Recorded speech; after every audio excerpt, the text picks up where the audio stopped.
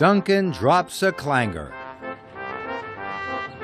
It was a busy time on the narrow gauge railway. It was the day of the county fair. The little engines puffed through the forests and valleys, getting ready for the big day.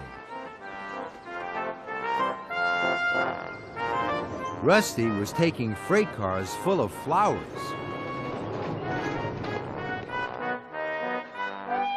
Peter Sam was taking pumpkins.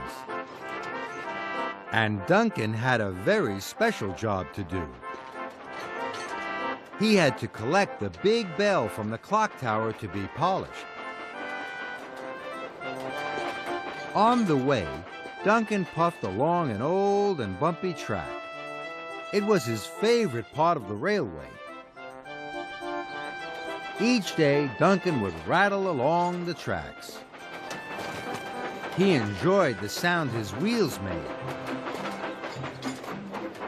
Duncan raced backwards and forwards, rattling and clattering over the bumps. Rheneas chuffed up. "Duncan, you're going to be late," he peeped. But Duncan didn't hear Rheneas. His wheels were clattering and rattling too loudly. When Duncan finally arrived at the transfer yards, he was very late. And the foreman was cross. Workmen were waiting with a large wooden frame. Inside was the big bell. The bell chimed cheerfully as it was loaded onto Duncan's flatbed.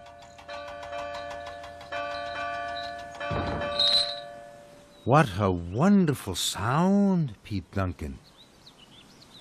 "Remember," said the foreman sternly, "the bell is very heavy. The track to the polishers is old and in need of some repair. You must go slowly and carefully." But Duncan wasn't listening to the foreman. He was enjoying the chiming of the bell.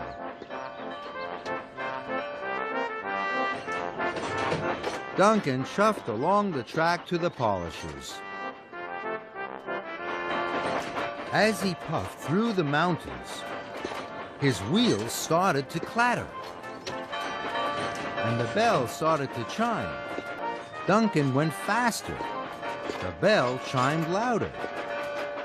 With every bump and bend, it rattled and rang. It tinkled and clanged. Duncan liked this sound even more than the sound of his wheels. He was having a wonderful time. "Whee!" he wheezed, and the bell rang louder and louder. "Slow down!" called Rusty.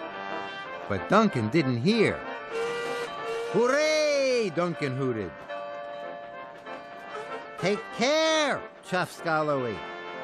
"Whoosh!" whooped Duncan.